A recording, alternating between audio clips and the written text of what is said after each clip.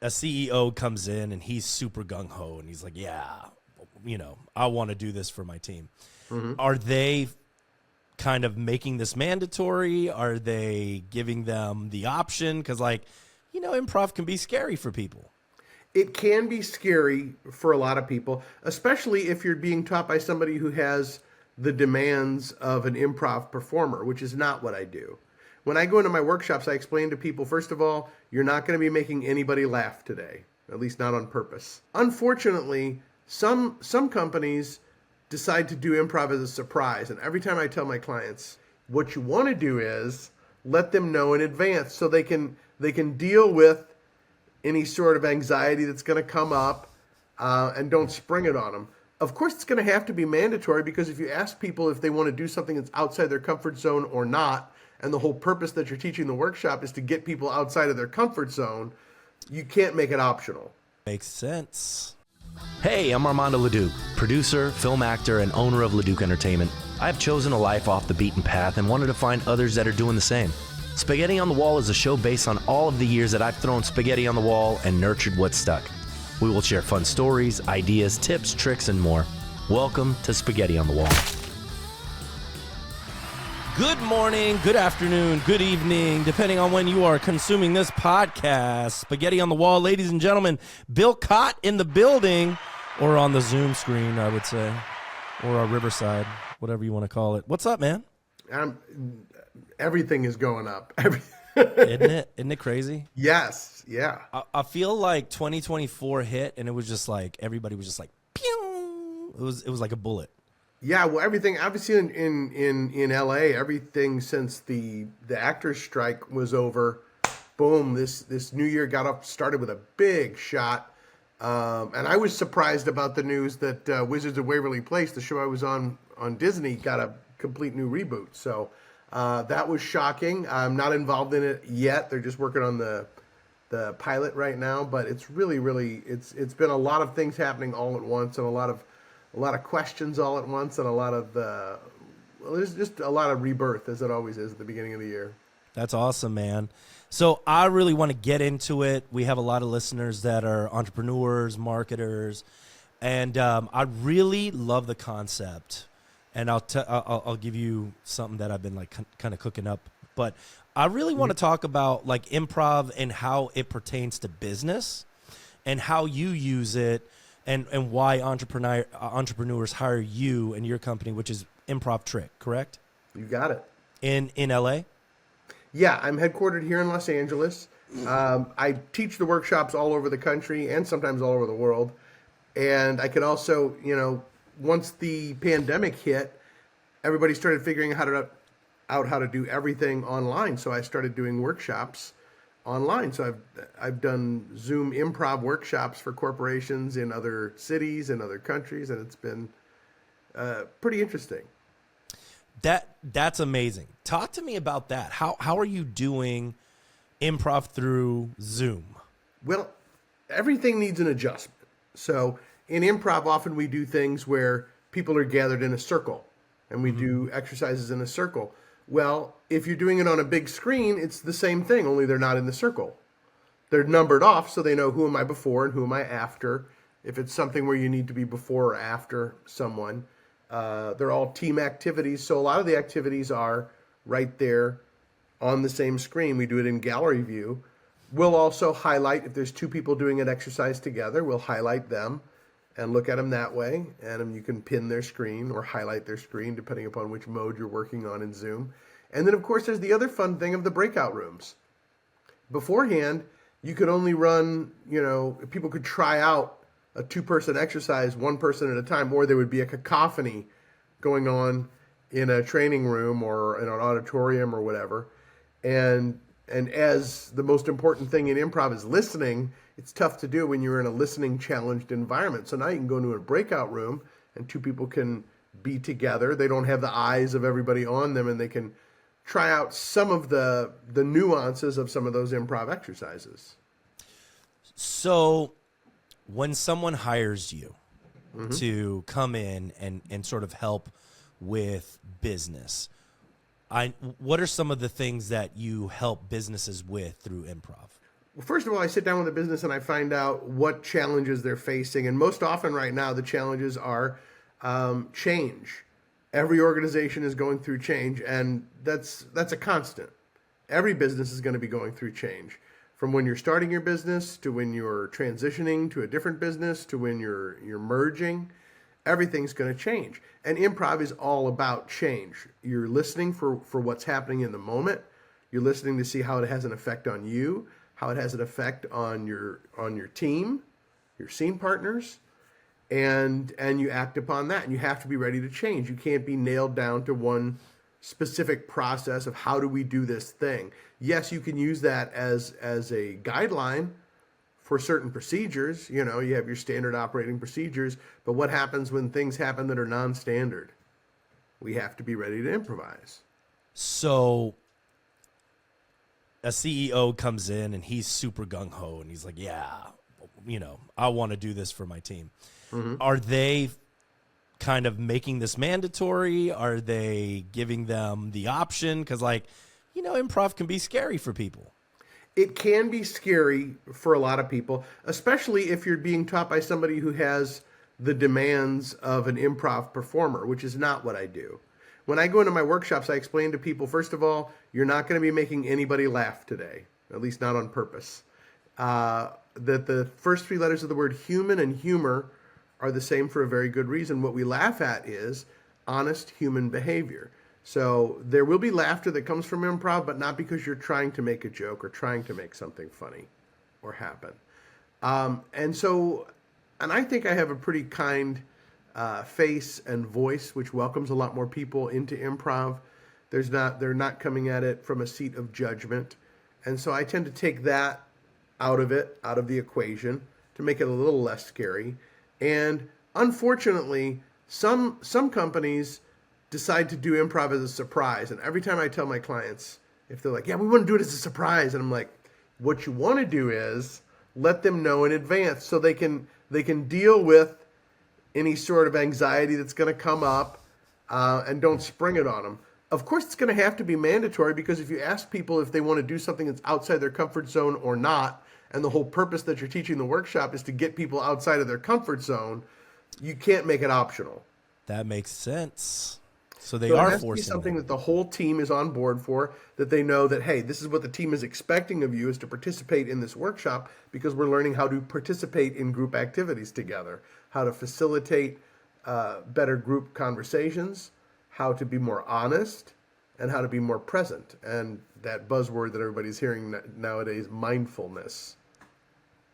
So how long have you been doing improv? How long have I been doing improv? Yeah. I started doing improv in the summer of 92. Or no, summer of 91, technically. Summer of 91 is when I graduated from college, and I graduated right out into an improv troupe that had already formed in St. Louis called The Network. And the guy who founded it, Tom Johnson, unfortunately, just passed away recently here. He was one of the original writers of The Daily Show, so he went on to do some great things as well. Won several Emmys and, created a lot of different shows. But that's where I really started doing improv, summer of 91. Then I moved to Chicago, summer of 92. My first teacher was Stephen Colbert, which was pretty cool. And then, I learned it. They talk about baptism by fire when I got sent out with the Second City Touring Company with people like Tina Fey, Amy Poehler, Rachel Dratch. We all worked together. We created things improvisationally. We also, of course, did comedy sketches, and we taught workshops. That's where we learned to teach workshops for organizations and corporations. Talk to me about what it was like learning from Stephen Colbert. He was one of the best listeners that I've ever met. He was always listening for what was going on with you in a scene, for what challenges you were having. He also was one of the few teachers that would hang out every now and then after class. There was a place across from the Second City called The Last Act, which is no longer there. It has had its last act. But a couple times I remember after our class, he would go over there and, ask us questions, answer questions that we had about improvisation. He was fun to watch, too. I learned so much from watching him, because when I was taking classes with him, he was on the Second City's ETC and then later the main stage. And I would watch people like him and Steve Carell perform together, and Amy Sedaris, and so many of these wonderful performers who've gone on to do these, so many other projects. But, while I was learning from him, I was watching him on stage. And then I was later blessed with getting a chance to work with Stephen Colbert on the Dana Carvey show, which was the first show I ever did, first television show that I ever did, out of New York. I was in Chicago at the time, and I was rising my way up through the ranks at Second City. I was almost in a full-time Second City company, and they plucked me and Steve Carell and Stephen Colbert and Heather Morgan from the Groundlings, and we all went to New York and started that show. And then that's around that time is when UCB started up in New York, and I started doing improv with those guys there too. Tell me the difference between the techniques that they're teaching over at the Groundlings, as opposed to like Second City, and UCB. Well, every school has its own point of view. I think Groundlings is very character based. I think Second City is more relationship based. And I think at a lot of schools like UCB and some of the more recent schools that have opened up, they kind of focus on the game of the scene, which is, we try to figure out what's happening in the scene and then notice a pattern and then try to deviate from that pattern. So each school teaches its own thing, and I think they're all valuable. But it's interesting to note in all of those cases, all of them stem from that Chicago School of Improvisation, which started out before it became a performance art form, was used as therapy. It was used as a place for kids to find play who had just recently been, exploited for their labor. There were finally no more labor laws. So there was a place in Chicago called Hull House. And Viola Spolin created this series of exercises for kids to work with and to feel more comfortable communicating with others and to work with others as a team. Her son, Paul Sills, later went on to create the Second City. And, the Groundlings sprung from the Second City. And then, their style was more tailored toward the demands of Los Angeles. What was Los Angeles looking for, especially in terms of the industry? It became an amazing showcase for industry talent like Paul Rubens and Lorraine Newman. And I've been listening to a book on tape about Phil Hartman and his work with the early Groundlings before they became a permanent theater. It's just so interesting to find out how a theater takes an art form and kind of makes it their own. What is the difference now when you do? Are you still performing improv or just teaching? I probably teach more than I perform these days. I have a pretty busy acting career that I try to keep up with, and to do that, you really can't always commit to weekly meetings and weekly rehearsals and deal with some of the drama that goes along with being in an improv troupe, and all of which I love. I've loved everybody I've ever worked with and performed with. So I perform kind of as a guest, doing a set with other people who are, known around different communities, like the Ledge Theater in Los Feliz, performed there. The Pack Theater I've done a show or two at. And Second City is here no longer. UCB is still around on Franklin, and I have not been over there since pandemic, since that closed. So what's it like doing improv now? Like when you do perform as opposed to before? What is it, what are some of the differences that you see when you're approaching the work?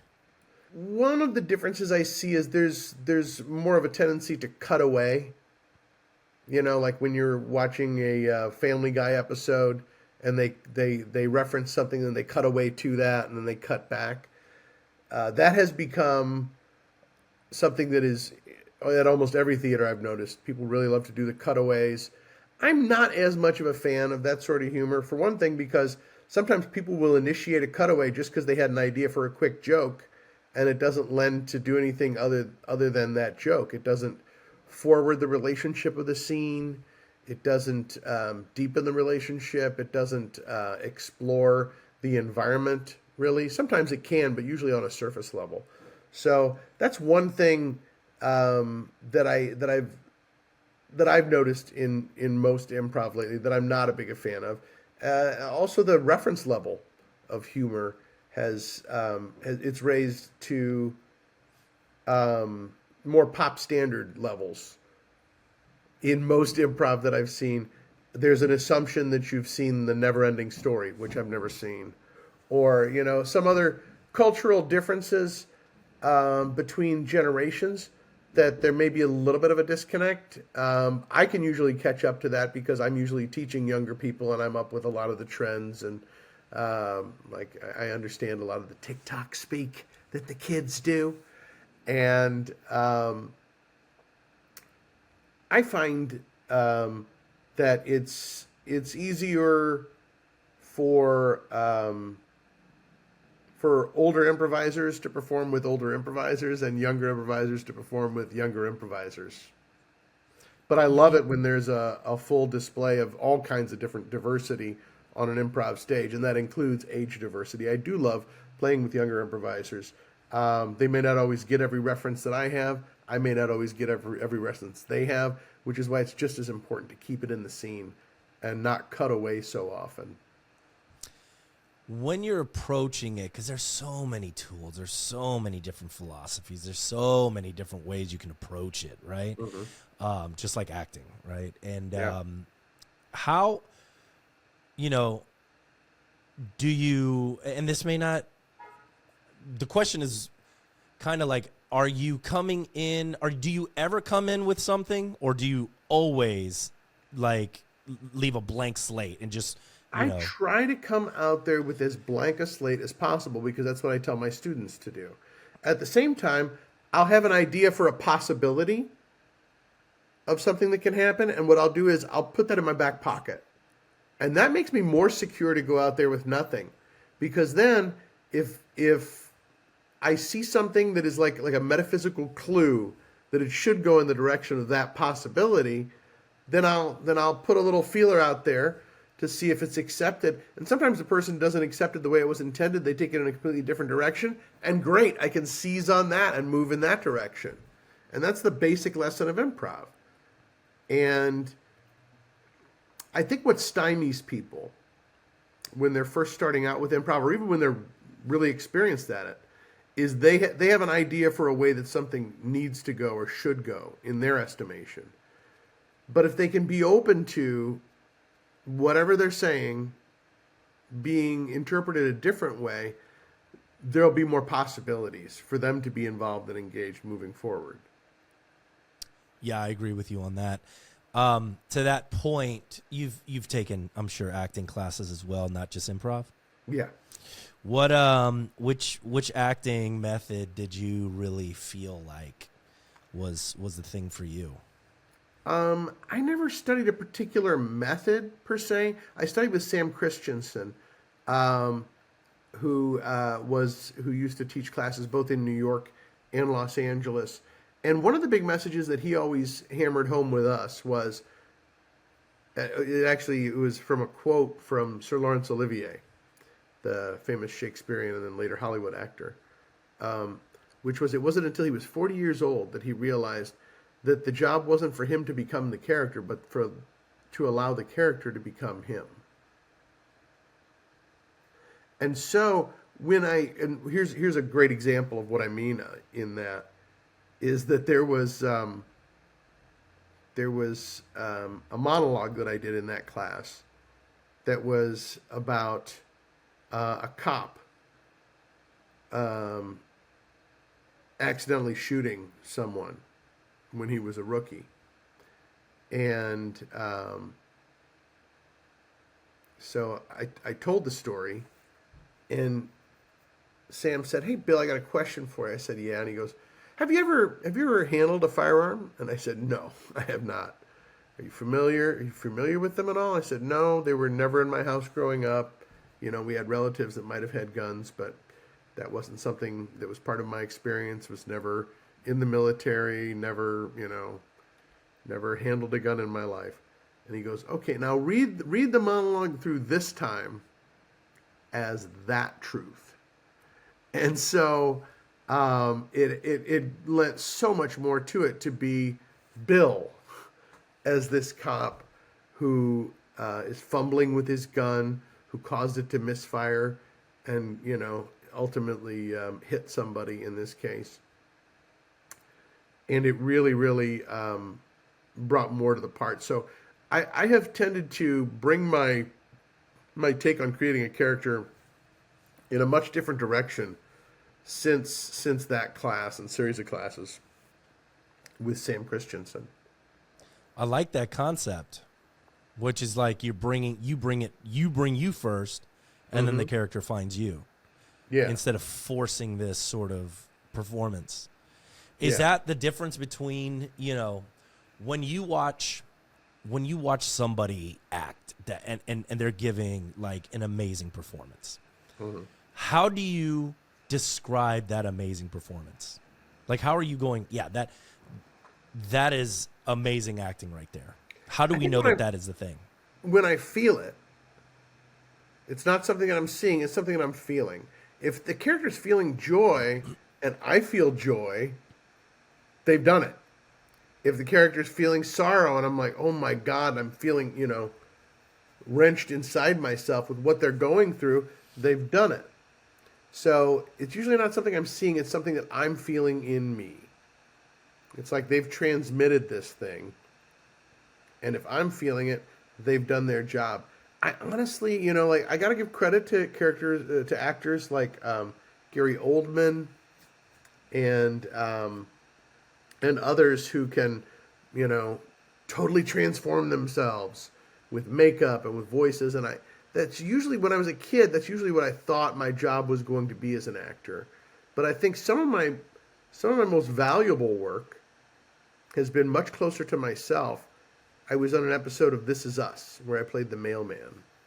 And when people see that, there can be people who see that who've never even watched This Is Us, and they break down crying because I just brought myself to that character. I wasn't trying to be somebody else. I was like, what would I be like if I was a mail carrier and I found out that someone, spoiler alert, someone that 7 years later, spoiler alert, that the character William had passed away. This is somebody who had joined me on my daily route as a mailman. How would I feel? How would I react? And how would I enter the space not knowing it? And that's been one of my most powerful performances to date, I think. So that's what I look for from me. And if I get kind of pulled out of it when I see somebody who I know what they really look like, and I know they're making a voice. Even if it doesn't sound silly, it comes off as silly sometimes. And it takes me sometimes half a movie, like, Tom Hanks, for example. I love him as an actor. And usually he's playing something very close to himself, and you pull at your heartstring. A Man Called Otto. Oh, my God. I saw that last winter, I think. Tore me apart. What an amazing performance. And then, he just got a Golden Razzie, which is an anti-Oscar. A group of people who say, like, this is like the worst film and worst performance of the year for his performance as Colonel Tom Parker in Elvis. Mm-hmm. It was a great movie. I loved the movie. I did enjoy his performance after a while, but still, his accent didn't come off completely authentic. I was seeing him put on a performance. A really good performance, you shouldn't be seeing the person perform. You should be, completely brought into that character. Probably the first time I ever felt that way about a movie, because I didn't see, growing up, it was mostly Disney movies, comedies, animated movies, things like that. My parents took me to see Coal Miner's Daughter. And Sissy Spacek and Tommy Lee Jones, I just assumed they were who they were. They were so real and so of their own essence that I didn't see them performing. I felt fortunate to be allowed to see them being them. Yeah. That's awesome, man. So you're heavily involved in the film and television. And you're running your company. Is there anything else that you also do? You I'm writer? very, very engaged with raising my 7-year-old daughter. Yeah. She is incredibly gifted and incredibly challenging. She's very specific, and so she takes up my weekends. That's when I spend all my time with her on the weekends. And being her dad is probably one of the most important things in the world to me. So I do that. Um, and I've recently taken up watercolor painting. How is that So going? it's going extremely well. I always felt that my watercolor painting was childish and felt kind of cartoonish, and I think it was. But once I started just letting what came from the brush come, it really started feeling right and started looking right. And I'm like, sometimes I can't believe, even just like a landscape that I've drawn, I'm like, wow, I did that. I can't believe I did that. So that feels really good to create in another way. And also, it's the same lesson of improv. I learned to accept my mistakes and build on them instead of starting all over and scrapping it and saying, oh, what can I do now? I I know love what that. to do now. Yeah, I was just about to say that. It was like it came full circle, right? Because it's Yeah. like it is the starting of something that's like the scariest. Then you go through, right? And then you're okay with it sucking. Then you get a little bit good at it, right? And then you get to this point where it's just like, all right, now I'm in the creative. I don't care. I'm irreverent, and now I can really explore things, which is a nice place to be. I don't think Yeah. people allow themselves enough time and grace to be okay with sucking at first so that they can get to those levels, Yeah. So for those of you that are listening, that's thinking about, how to use this in business and how to use improv and sort of this mindset, which is such a beautiful thing. I was an actor in 98 doing musical theater, and it was just putting on the performance, and I would take acting classes and, so trying so much.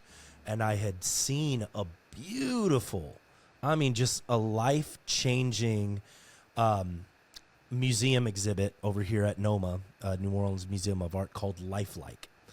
And these artists had created, I don't know if you're familiar with it, but they had created like all of these like mundane things. Like they would just recreate it from things that are not what it was. For instance, there was a trash bag, like just a full overflowing trash bag that looked like a hefty bag, but it was made of marble.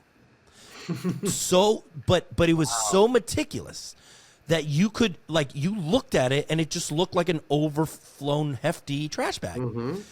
They had recreated, a guy took painstakingly recreated his childhood home within the museum, Yeah. with the wallpaper from his home. So he had to track where he got it, found it at thrift stores, and then the appliances, the table, and like recreated his entire childhood home in just for the sake of the art. Right? There wasn't a thing at the end of at the end of the rainbow. There wasn't a gold. There wasn't any money. It was just they were just doing it, and they were like the object of this sort of mindset was, I am going to be taken by the actual process, not the end result. I'm just going to get so painstakingly involved in like that. And when I saw that as an actor, I was like, oh my God, I've been approaching this so wrong. Like so wrong. I was like, I'm looking to like book. I'm looking to get, instead of am I enjoying this whole process? What am I doing with this process? And it really changed me. And then when I took improv for the first time, that's when things just like really just like, I was like, it's okay. You can be you, Yep. and you're going to fall on your face several times. And that's okay, and the more you fell on your face, the more you learn, and the more you were okay with falling on your face. So it's such a beautiful, beautiful thing. Yeah. Jeff Michalski calls that, and Jeff was one of the founders of ETC. He and Jane Morris were the founders of ETC at Second City, which was the experimental stage. And he was also Stephen Colbert's teacher, and Stephen Colbert credits Jeff with teaching him this, which is to learn to love the bomb. Learn to go out there and just love bombing, because once you love that, then everything is going to be a success, because it happens all the time. Really? Yeah, it really does. It really does. That's it's a really cool mindset. Bill, it's such a pleasure talking to you. How do people find you? And you said you do these workshops worldwide because you can do them through Zoom. How do they find you? They can find me at my website, theimprovtrick.com. If they're in Los Angeles, they can find us on Yelp, The Improv Trick. If they're looking to contact me on TikTok, I'll have a lot of folks follow me on TikTok. It's at Bill Chott, C-H-O-T-T. The C-H makes a K sound like charisma, right there on TikTok. And, of course, they can find me Facebook, Twitter, X. The whole nine. What kind of content are you putting out on TikTok? A lot of fan-related content from Wizards of Waverly Place, but also stuff about being a dad. Also stuff, I love to hop on a trend on TikTok. I've even done dance videos. So, but mostly like answering questions about Wizards of Waverly Place, especially now with this reboot. That's craziness. Awesome, man. Yeah. Bill, I really, really, really appreciate you being on the show. Y'all check him out. If you guys are looking to really explore and innovate with your business, I think improv is just such an underutilized tool in corporate work and businesses. We use it all the time. As a result, we are growing and expanding exponentially, and I really do credit that to the improv brain. So, Bill, thank you so much, and we will see you soon. A pleasure. Thanks for having me on. Yeah, man. And that was Spaghetti on the Wall, ladies and gentlemen, brought to you by LeDuc Entertainment. For all of your digital marketing needs, social media, podcasting, we got you, and you can find Spaghetti on the Wall anywhere. You're probably listening to it right now, and we'll see y'all next week.